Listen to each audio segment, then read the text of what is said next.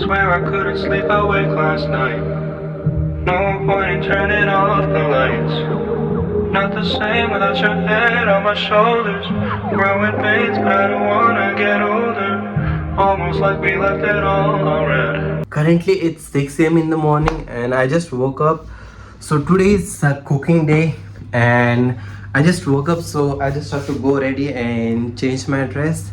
Then we'll start our day. Once again, welcome back to my new vlog. It's your favorite chef Shahit. Let's start the vlog. Couple feelings never laid to rest. Didn't know that the since I'm making a Michelin star Miso Ramen, most of the people they make non-vegetarian Miso Ramen. So today we are going to make an authentic Miso Ramen. I have to explain some basic about Miso Ramen. You have to follow 4 steps, which is first broth, then you have to make oil, and then you have to make tare. Tare is also one of the main ingredients you have to put in that, and it comes with toppings. So let's start with the broth now. For making the broth we have to make meripua.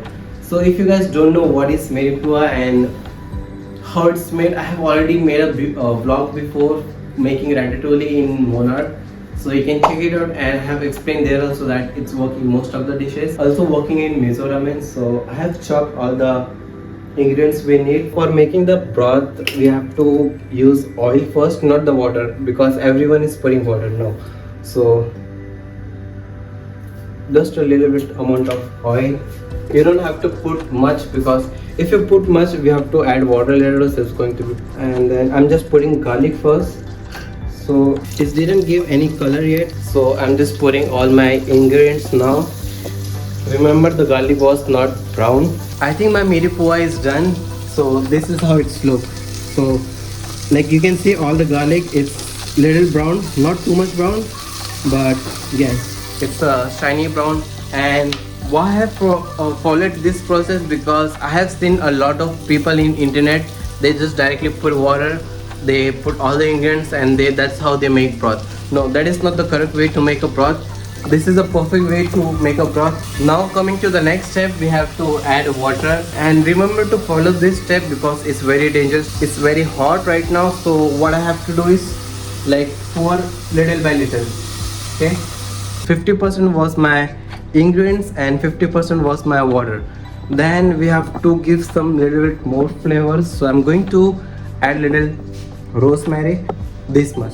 Don't add this too much, and my quantity is very less because I'm the only one who's going to eat today. I'm going to add this. You guys can add all the green vegetables, but make sure it doesn't count in all the stems. I have added like 3-4 star anise in it to give a little bit more flavor in it. It's gonna take like almost 2 hours to get cooked. We are going to go on our next step. We are going to make chili oil. Most of the people they buy it from outside, but I don't prefer to buy anything from the outside. It's very simple and easy step to follow. So I have to take first chili. I put it down on this, and I'm just going to keep it outside right now. So we have to follow a second step of this making chili oil. First we have to saute the garlic, then onion, and if you want to give some flavor you can put star anise or anything, any spices you want. Then I'm going to put a good quantity of oil, starting with the onion.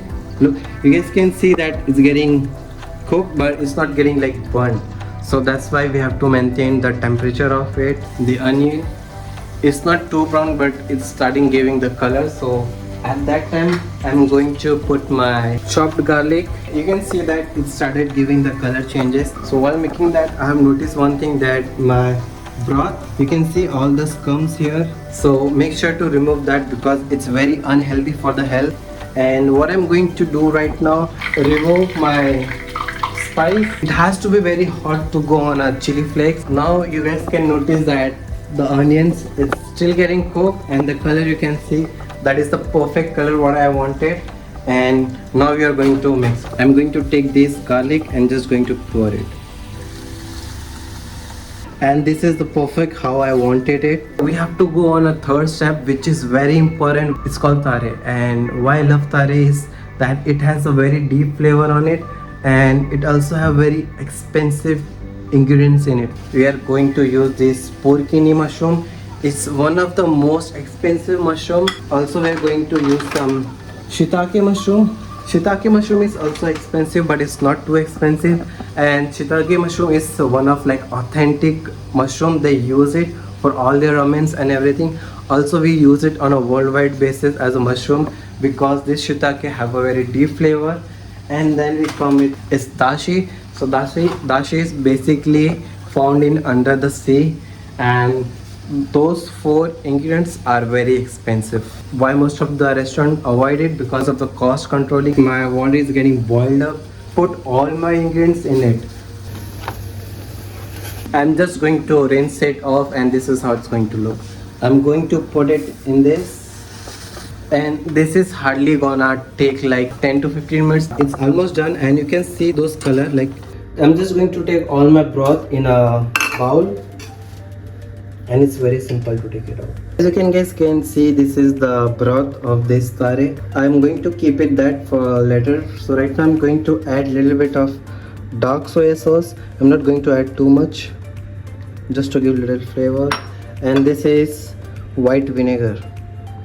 This is our tare, which is done. We have to make the noodles now. So for making the noodles, I have this. Water is almost ready. It's on a boiling temperature. So I'm going to add my noodles. So this is Sakura whole wheat noodles. It's really good to use in a ramen. It's not too thick or too thin.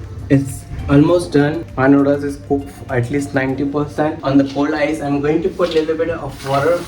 Take all my noodles in this cold water, and the remaining 10% is going to be cooked when you put a hot broth on it. Our broth is ready, and I have cooked at least for 2 and 15 minutes.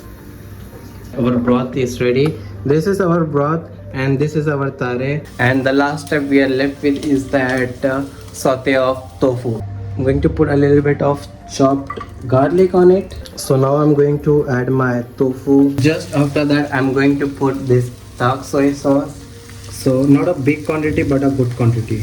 Saute it very carefully. So I have taken this bowl for the plating. This is the chili oil we made before. So I'm going to take a little bit good amount on it, and then we're going to add a miso paste. So some people already put it in a tare, but I don't prefer that. I'm just going to use a good amount of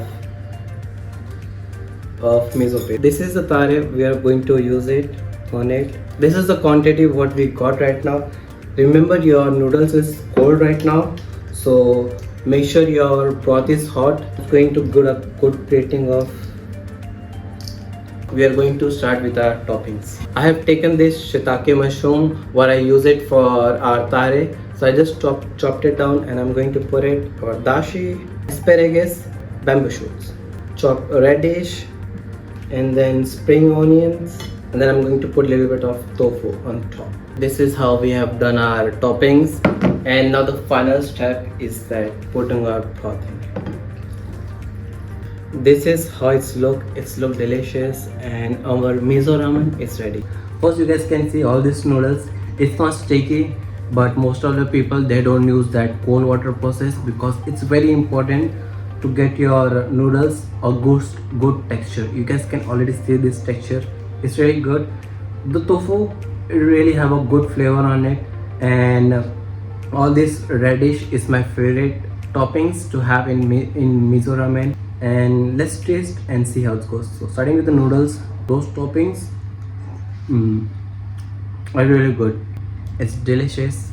It has a good rich flavor on it. That's it for the day. I hope you guys liked my miso ramen. I'm going to enjoy my ramen right now because it's pretty hot. So guys, see you in the next vlog. Make sure to like, subscribe, share, and bye bye. Have a good day.